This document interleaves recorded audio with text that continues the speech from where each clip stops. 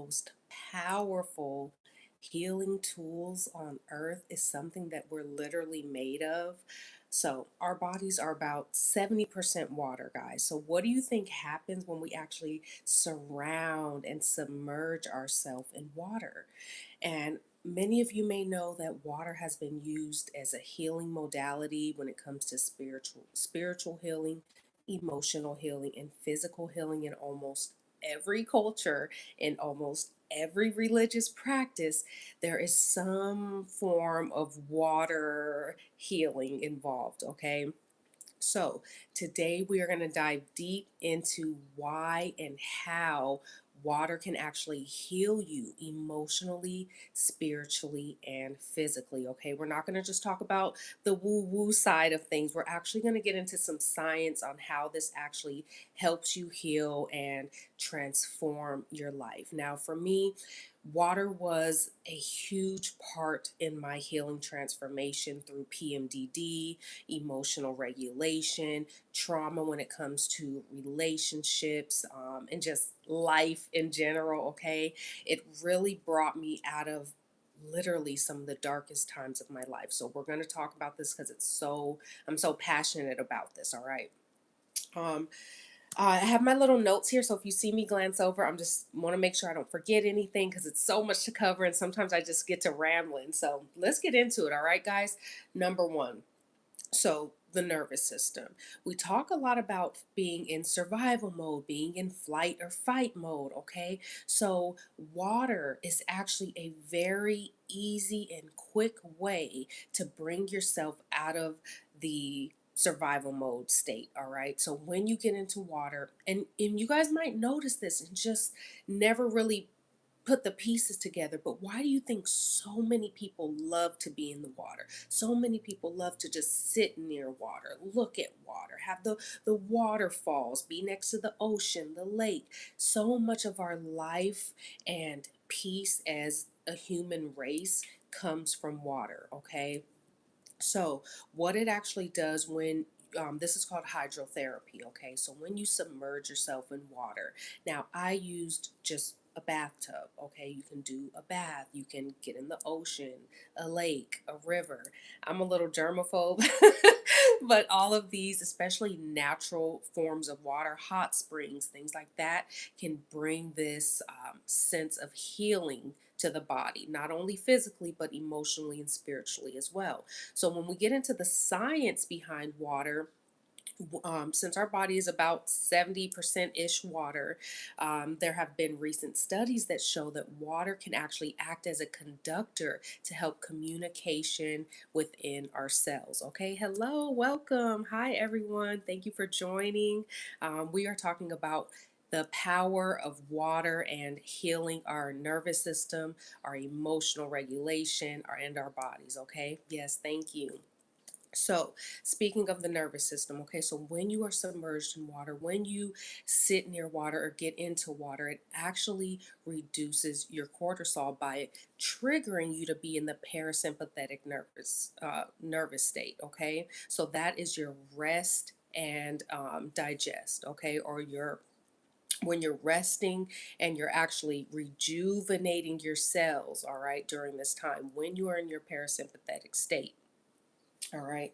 So it lowers your cortisol, it slows your heart rate, and of course, it will relax your muscles. Now, this is with warm water. All right. So when you are in warm water, this is what it will do to your nervous system. And when you are in the parasympathetic state, this actually triggers healing within your cells. All right. So that's what that lowering that cortisol is doing. Your body feels relaxed. It actually lifts the weight from your body, from your muscles, from your bones.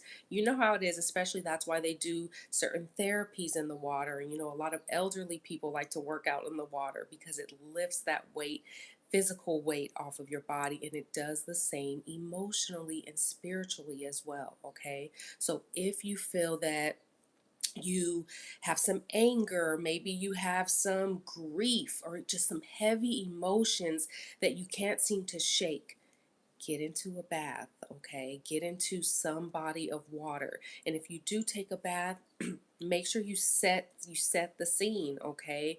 You're going to have your candle, you're going to add your herbs to the water or your essential oils. Of course, they have to be organic, that you don't want to use anything that's going to be toxic and you're absorbing the toxicity. If you don't have high blood pressure or high cholesterol or whatever, high blood pressure, then you want to add some Epsom salts or some magnesium flakes with some Epsom salt into your bath. What that's going to do is draw out the toxins from your body at that time, okay? And if you do have high blood pressure, you could actually add some apple cider vinegar and it will have the same effect of drawing out the toxins from your body and help healing you in that physical and emotional way, okay?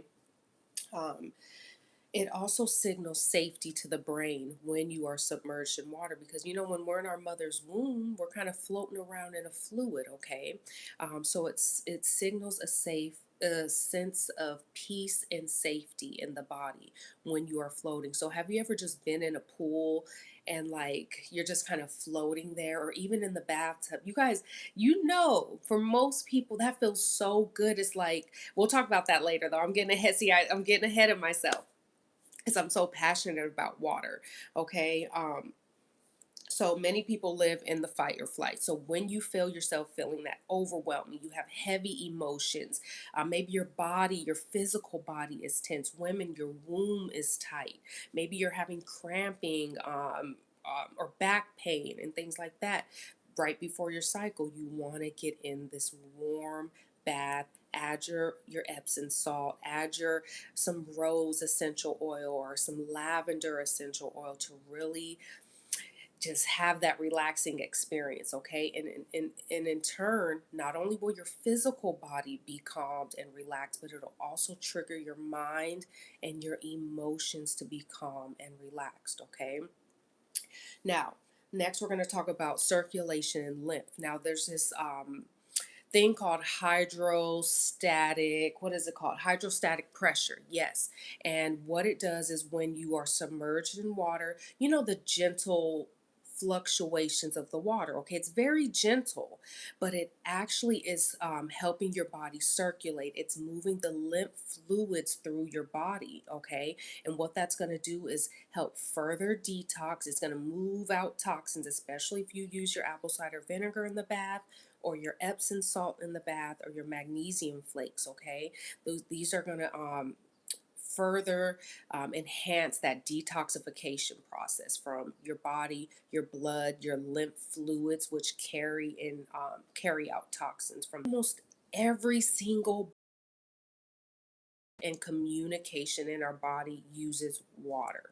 Our body is about, depending on age, all these gender, weight, and all this, our body is about 60 to 75% water, which is huge. That's more than 50%. So just imagine, what water can do for us. Another thing I want to mention is that we need water to survive. We literally cannot survive without water. So just imagine the ancient uh, the ancient connection that we have to water based on us literally needing it to survive. As ancient people, we usually will grow up and develop and what is evolve around water. Okay, so there's a very deep, ancient, spiritual, physical connection when it comes to water. Okay, very powerful. It improves circulation. It will help reduce swelling in the body, especially, certain people that have chronic pain, joint pain, and things like that have really experienced healing by doing water therapy, hydrotherapy, okay? And when it comes to women and our luteal phase, our menstrual cycle, because that is my passion, that is my topic, because I went through healing my PMDD in a natural way. When we get into our spiritual baths, our therapy baths, whatever you want to call it, this will actually help transmute emotion, okay? That is the fastest way to have emotion move through our body in a positive way, and we can transmute that energy because water is a conductor. Our bodies are energy. You can actually measure the energy the magnetic field of the human body, okay? And water acts as a conductor. Emotions are a charge within our bodies, okay? So when we are having those big emotions during the luteal phase, maybe we have PMDD, or other things like that, or even just trauma, okay? Any trauma in general, water is a way that we can move those and transmute those emotions into something more positive, all right? Another thing with water, when you submerge yourself in water, you create that relaxing experience. You actually open your mind, you open your creative center and your intuition to be able to receive ideas. Okay, there are so many people that I know who have been in the shower.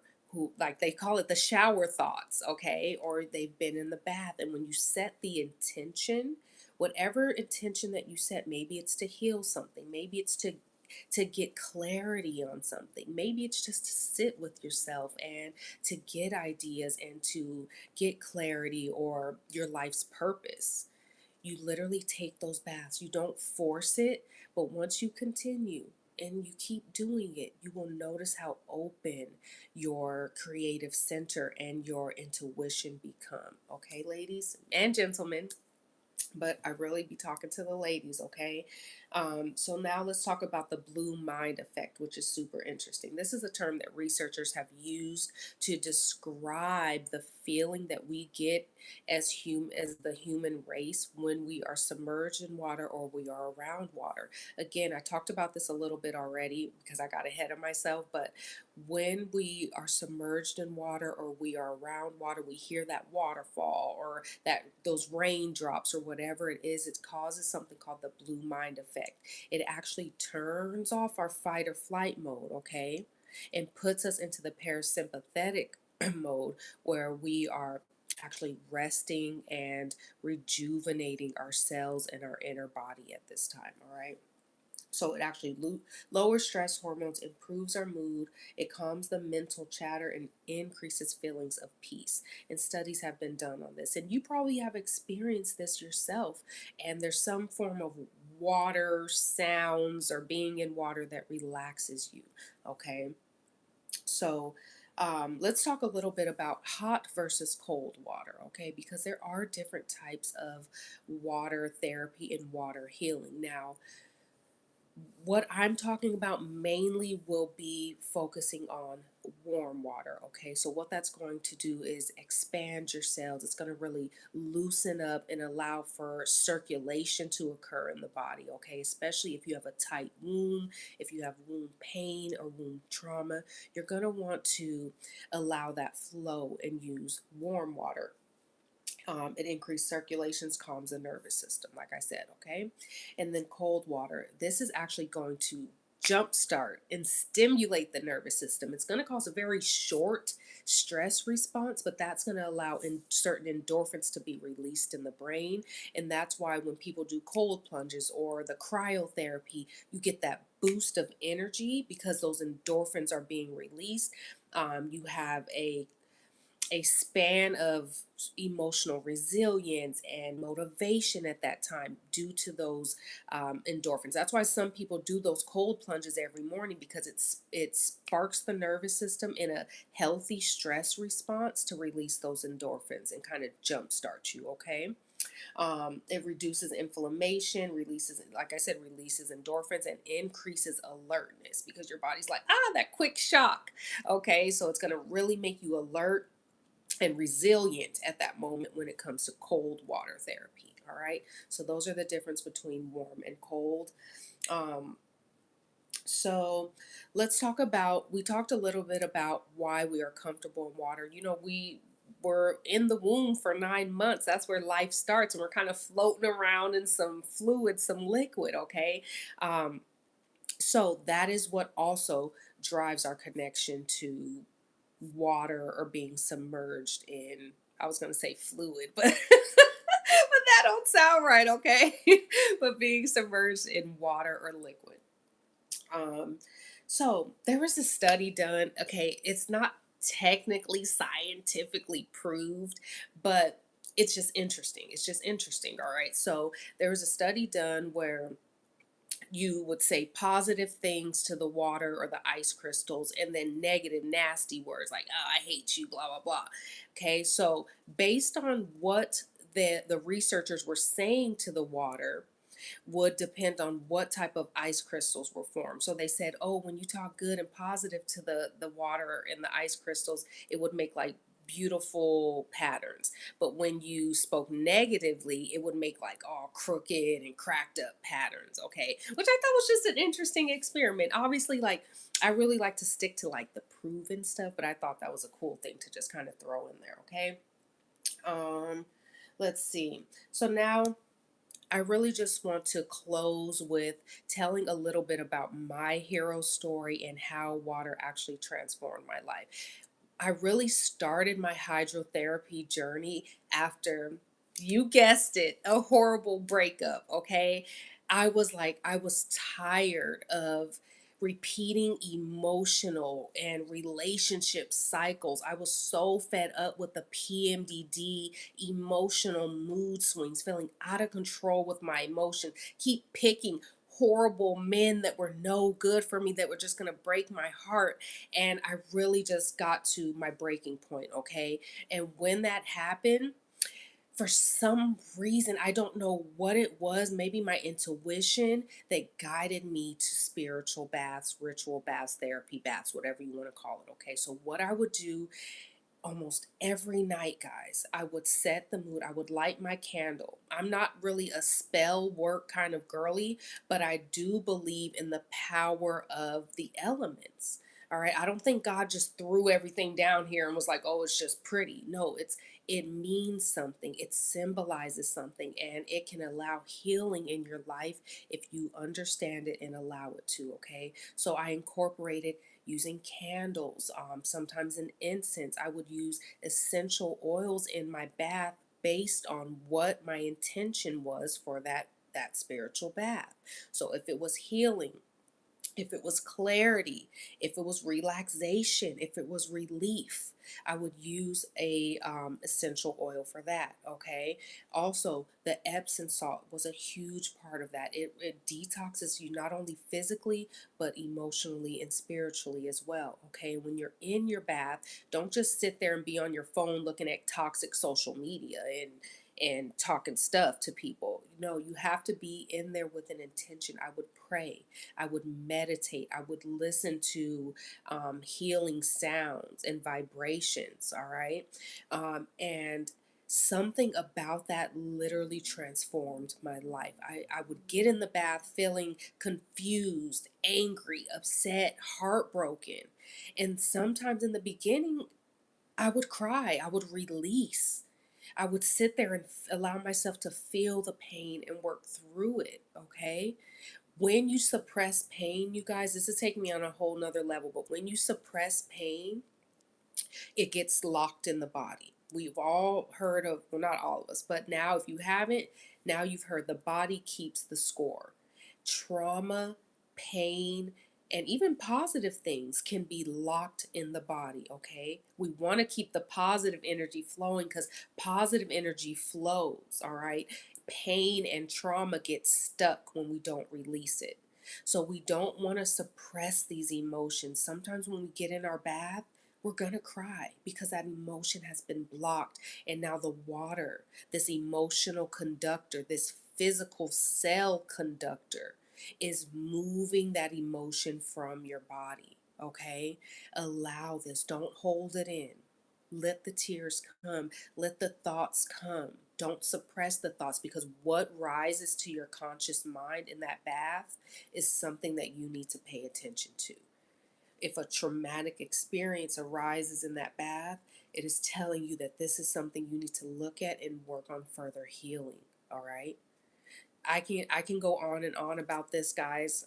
I'm so passionate about it. If you decide to take your spiritual bath, let me know down in the comments if you have questions about what do I add to my bath, or now I want to make a new guide on how to take these spiritual baths because they're so powerful. You can even add things like dandelion root, okay? That is a detoxifying property. You can add lavender, rose, frankincense and myrrh is a beautiful um, what I was going to say, aromatherapy to be able to get clarity and divine intervention in your life. Frankincense and myrrh was one of the most powerful ones that I used. Okay.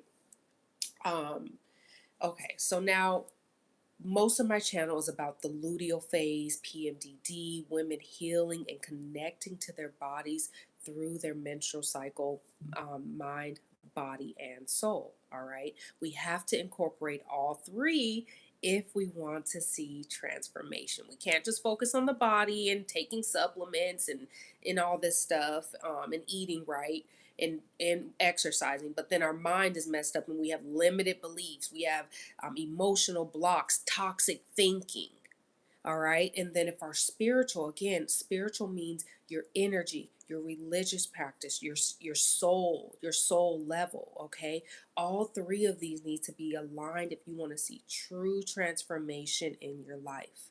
All right. So if you are a woman who is experiencing any symptoms during your luteal phase, if you have PMDD, PMS, or any of these menstrual cycle feminine health ailments, you don't want to miss my updated, upgraded luteal phase relief guide. It's absolutely free. Okay, comment luteal down in the comments if you've made it this far in this video, or if you want to join my free community of like-minded women who are on a holistic, natural journey to healing their physical body, their emotional body, and their mental state. All right, ladies, I would love to have you a part of this community.